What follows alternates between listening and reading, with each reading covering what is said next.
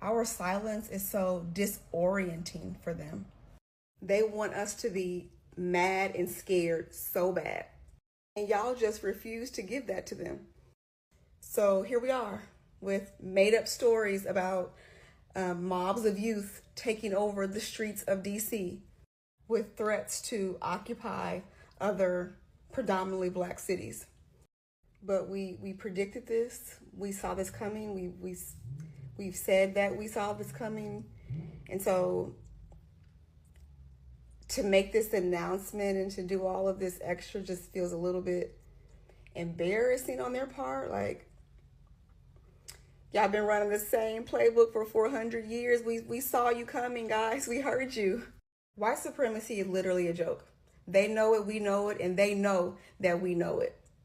They will do anything to hold on to whiteness because without it, they are nothing, and would have to admit that there is absolutely nothing supreme about them and that other cultures have run circles around them, even with 400 years of a head start and stolen labor. White supremacy, Trump and MAGA are literally the death rattle of white supremacy, and they are fighting tooth and nail to stay relevant. It really scares the white community when black people are not complaining, black people are not demonstrating, black people are not crying, black people are not talking. It really scares the white community. The white community wants to see a black community that complains every single day, a black community that demonstrates, going on the road, crying for their rights every day, a black community that suffers, a black community that is in fear, yeah, that is terrified. That is what the white community wants to see. And where there is a black community that is not complaining, a black community that doesn't, that lives like everything is okay, they feel like they are not okay. It is a problem to them. Okay, they want to see a black community that is really sitting uncomfortably every other time and every other moment. That is what they want to see. That is what they want to do. Yeah, that is what they want. That is what makes them happy. But the moment a black community or black people are no longer complaining, they're not suffering, they aren't crying, they aren't demonstrating, they're not going to the roads, they're not crying for their rights, they're just okay, they're quiet somewhere, it really scares them. It sounds a threat to them. It lives like a threat to them. Okay, and they wonder, why is it that somebody who is black is not complaining? Because in their lives, they've lived knowing that black people should be complaining.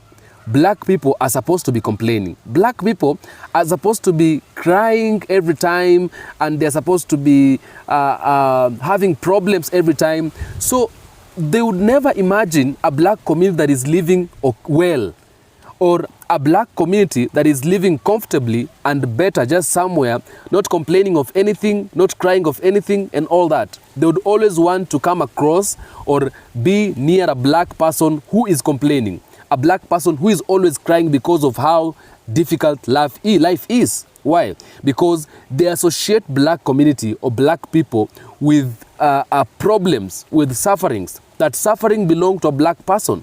Okay? If there is anybody who is supposed to be crying or going through difficult time or difficult moment in life, should be a black person. I want to take a look at these videos, okay? I want to take a look at these videos, and then I will come back and say something at the end of it. I'm going to ask you to subscribe to this channel meanwhile, as let's grow together. For the returning subscribers, I really do appreciate you so much. Now, as you're watching this video, prepare your thoughts. Have them shared with me in the comment section. I will do my best to make sure I read all of them and give a response where possible. But until then, let's take a look at the videos. Absolutely hilarious the last couple of days, watching all these evangelical Christians who all of a sudden care about prophecy and the Jews fulfilling prophecy. And really what it is all their white supremacy is just coming out. Because now all of a sudden, Israel and Hamas and what's happening in Gaza, all of a sudden, that's filling prophecy. And they never cared about any of the prophecies concerning the people that call themselves Jews. Because if they did, they would pick up and they would see that Ashkenazis are sons of Japheth from the line of Gomer and not Shem. And they would see that their whole claim, the whole Zionism claim, is false. They would see that the true children of Israel, according to prophecy, are scattered into all these different nations by way of ship. And that they have spent most of the last 400 years, or most of the latter days, serving their enemies, not the Most High. Their heritage was taken away from them. Even says that in Jeremiah 17 and the prophets 17:4. They have no idea who they are. It says that in the Torah that and the prophets that their enemies would become their gods because they didn't want to serve the Most High. That's how much dominance their enemies would have over them. But now all of a sudden, these people are fulfilling prophecy. Now the white evangelical Christians and those of you that follow them, now all of a sudden these people are fulfilling prophecy. And that's amazing to me, and you just show what liars and hypocrites you are and how you don't follow that book. It's a tool for you to maintain supremacy. And see, what's happening is this is not the Valley of Jehoshaphat. All these nations aren't gathering against Israel or what they call the nation of Israel, because they're with the Most High. They're gathering against Israel because they're sick of white supremacy. And the Holy One himself is sick of lies. And all liars are going to come down in the last day. So that's what you're seeing. The end of white supremacy. And that is prophecy too. Hallelujah. The narrative of Miss Sarah Douglas. She says, I was born in Alabama. I don't know when though. I did not find out when I was born because Old Miss never told me. Mama died when I was real small and Old Miss raised me. I had a hard time of my life. I slept on the floor just like a cat. Anywhere I lay, I slept. In the winter, I slept on rags. If I got sick, Old Miss would give me plenty of medicine because she wanted me to stay well in order to work. My old master's name was John Buffett and Old Miss's name was Eddie Buffett. She would fix my bread and liquors in a tin lid and shove it to me on the floor. I never ate at the table until I was 12, and that was after freedom. To whip me, she would put my head between the fence rails and she'd taken the cowhide and whipped me until I couldn't sit down for a week. Sometimes she tied my hands around a tree and tie our necks to the tree with our faces to the tree. They would get behind us with the cowhide, whip with a piece of lead tied to the end. Lord have mercy. Child, I shouted when I wasn't happy. All I could say, oh pray, mistress, pray. That was our way of saying, Lord have mercy. The last whipping old Mrs. give me, she tied me to a tree, and oh my Lord, old Mrs. whipped me that day. That day was the worst whipping I ever got in my life. I cried and bucked and hollered until I couldn't. I gave up for dead and she wouldn't stop. I stopped crying and said to her, oh miss, if I were you and you were me, I wouldn't beat you this way. That's that cowhide whip. We went to the white folks' church. We sit in the back on the floor. They allowed us to join their church when I asked our miss and master what they thought about it, and if they could see any changes. They would get up and say, I notice she don't steal. I notice she don't lie as much. Notice she work better. Then they let us join. We served our mistress and our master in slavery time and not God. Real Valley of Jehoshaphat will come about when Ikebalon and the land of Havilah, where there is gold, okay, which is Africa, when it becomes self-determined and the Most High raises them up as he's doing with us right now, and they decide that the Gentiles can no longer freely take their resources and what the Most High has given them. And they say no more to the bauxite and to the cobalt and to the gold and uranium, all this stuff that they've been taking. That's going to be the Valley of Jehoshaphat, with all the nations gather against that region over there in Africa, Arcabalon. Beautiful, beautiful, beautiful land of Eden. And just as a side note, when they say, don't you know this is Australia in the 21st century? Dear brother and sister, we were all born here, most of us. We don't care what country this is. Let's just be very, very blunt about this. This whole culture of being afraid what they're going to say about us because we're in this or that country, it has to stop. They need to know that we don't care what they think about us. We need to care what Allah Azza wa Jal thinks about us.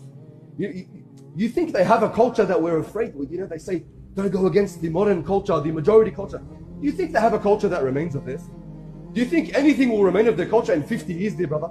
It'll get swallowed up by multiculturalism and waves of migration. You know it, dear brother. The white supremacy of the West is finished. It's yesterday's news. So stop trying to please the white man, as they say. They know that their culture is going down.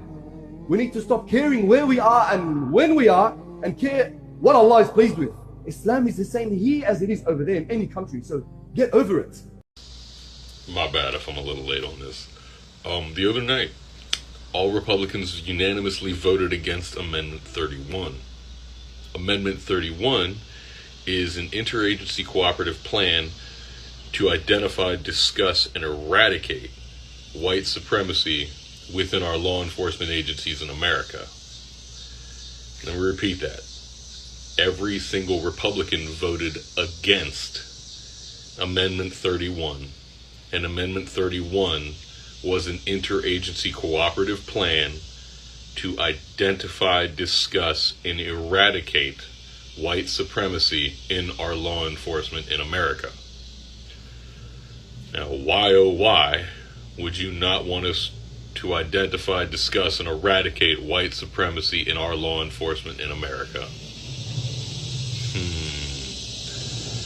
I mean, imagine, you go all around the world and smash up everything that other civilizations built, loot what they built, pillage, steal, even steal their ideas and their concepts and their philosophies.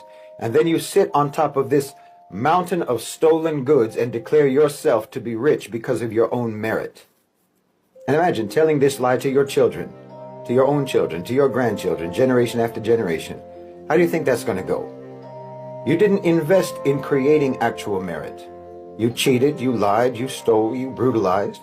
And then you tell your own people that everyone else in the world has nothing and you have everything because of how much better you are than everyone else. How long is that lie sustainable? I mean, these are people who actually have civilizations, who actually created and built and accomplished and didn't just pillage and plunder. And there's still those people today, even though you have oppressed them, there's still those same people. And you're still the way you are. I mean, a good example actually is African Americans.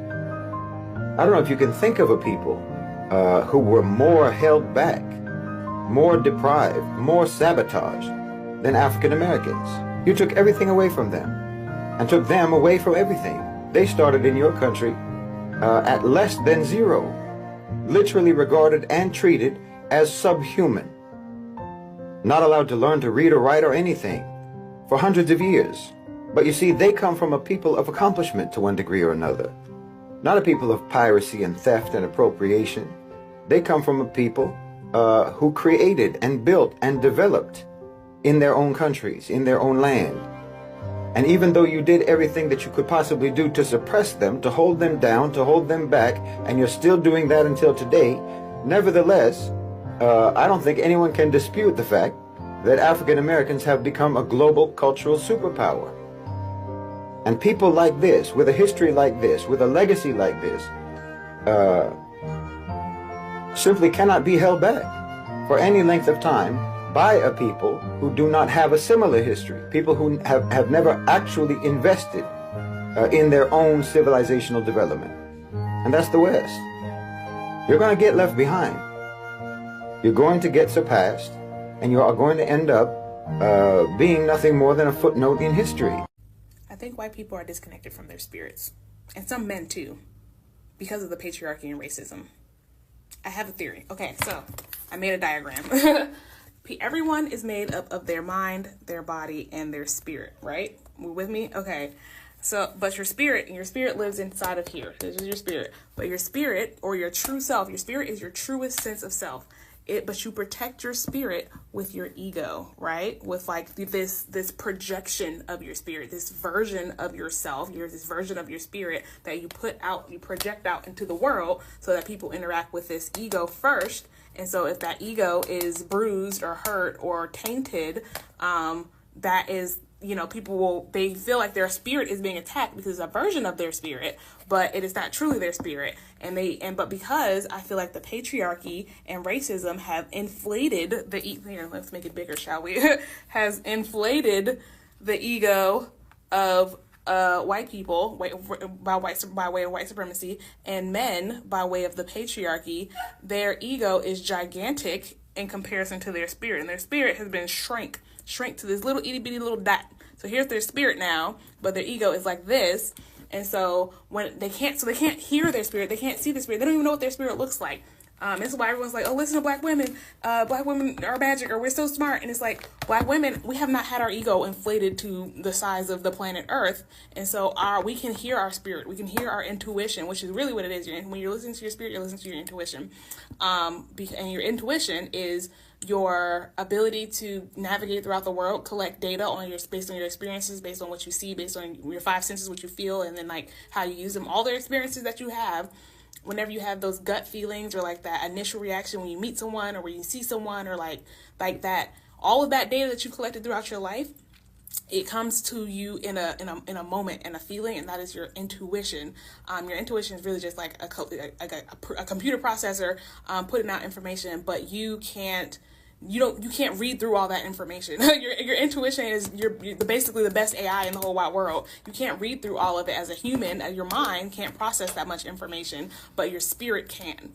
And so whenever it tells you something, you have you feel it. You feel like this person is weird, or I'm afraid here, or ooh, but you can't put words to it. You can't explain why you don't like this person, but you just don't like them. Or you can't explain why this man feels creepy because he's smiling, he's handsome, he looks nice, but something about you creeps you out, but the man will be like, I'm not creepy, I'm a wonderful person, and everyone else is like, oh, I'm a wonderful person, he's a wonderful person. And so you ignore that intuition, that spirit, in favor of your ego, because he's fine, he's a good looking man. And so you listen to the ego, and then you end up hurt in some way because you didn't listen to your spirit, your intuition.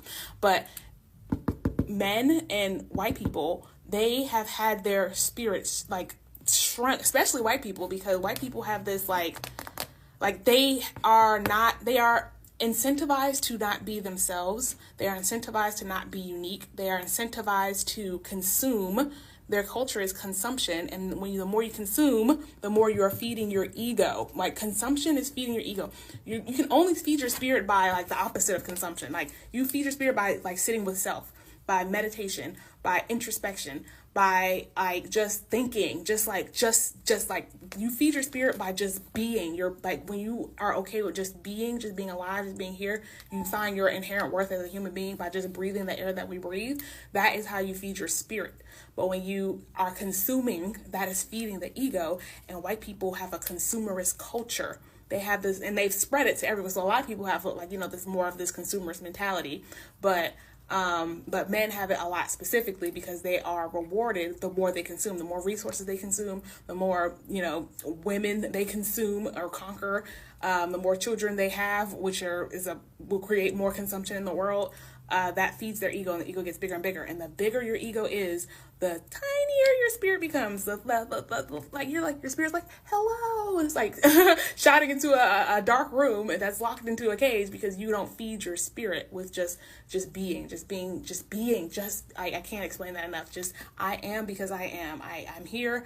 I'm being present, not thinking about the future, not thinking about the past, just breath work, is being intentionally very extremely present.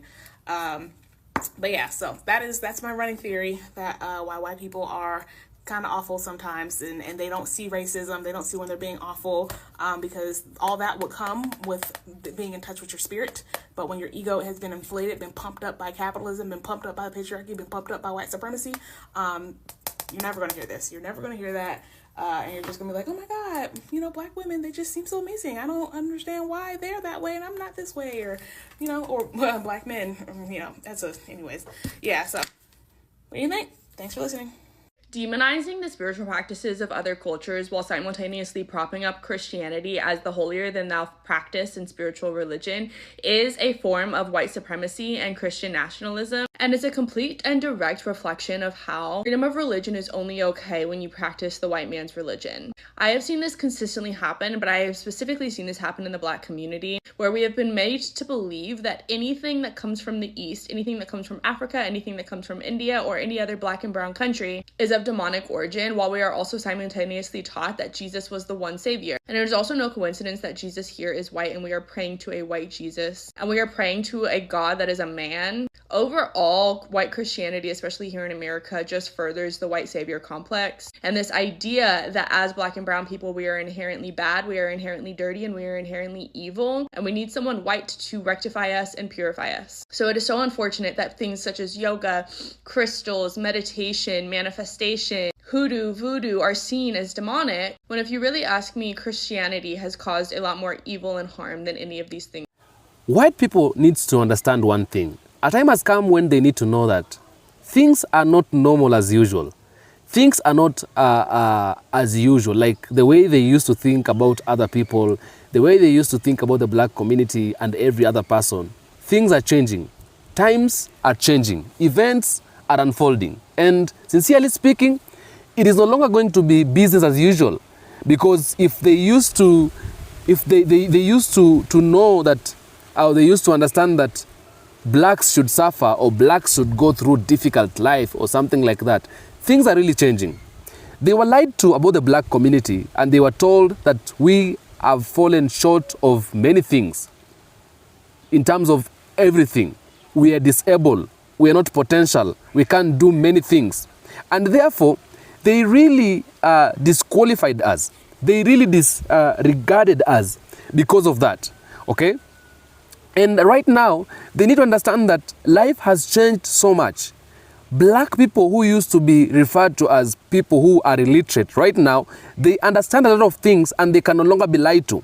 And they're beginning to take their positions. They're beginning now to take the spaces that they were denied from them. They're beginning to bring back and try to utilize time, okay? And try to come back on their, like, to come back on the track again, because they had been forced out of the track, they had been forced out of time, they had been forced out of the position they were supposed to be.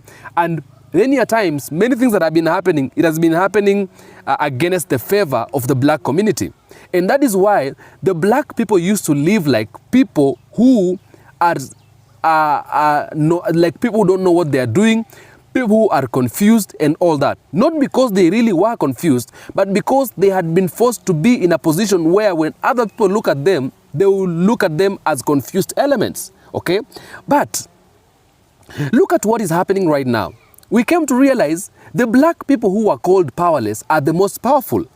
The black people who are called poor are today the ones who are very rich because it was a lie and the truth is coming out. That even the white community cannot even survive without the help or without associating themselves with the black community. That even the white community, they can't do anything without associating themselves with the white community, okay?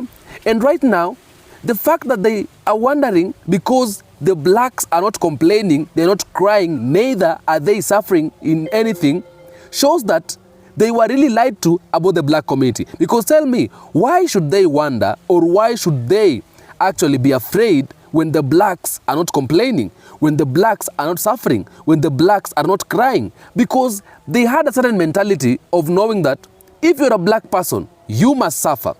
If you're a black person, you must cry. If you're a black person, you must demonstrate on the road. You must show out you are uncivilized. You must show out you are illiterate, okay? They now fear because they feel like when these people are quiet, something good is happening within them. Something nice is happening in their midst. Yeah, they shouldn't be quiet. They should be talking. They should be complaining. They want blacks to complain, yet blacks are not complaining. Blacks are better. They feel like, why is it that life is sounding or becoming difficult on our sides, yet the black people are just somewhere living better, not even saying anything about it, about the difficult life and all that. They are just somewhere quiet. It is because blacks had a certain power that was hidden from the white people. White people were never allowed to recognize the power of the black people, and therefore they placed the black people at a certain level in life. Okay, they were placed at a certain point of life because that is what they were taught by their people, who made them hate the black people. Okay, the history that they were given about the black community was not the real history they were supposed to know about the black community. They were given a false history about the black community, and that is why they knew a black community at like in a certain way. And right now, when they see a different black community, they feel they're so threatened. They feel so shocked. Why are black people living like they own the world, living like they're the most powerful? Okay, it is because blacks have power, blacks are intelligent, they have great minds, their thinking capacity is more higher, but the white people were not allowed to understand that. They were not allowed to know that. That is why right now, today, they are wondering, why is it that the blacks are living like they are comfortable, regardless of everything that is happening in this country, regardless of the bad economy, regardless of the high cost of living, regardless of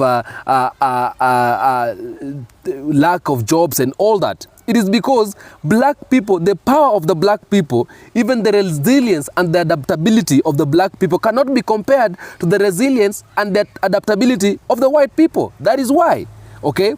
And it is high time the white community should get this in their minds. They should understand, okay? The fact that they fear makes us feel even good. They need to be in that tension. They need to be in that tension. They need to be there. They need to be afraid, because the black person is coming stronger and things are beginning to change in a bigger way, in a different way. They better be ready for that, because it has just started.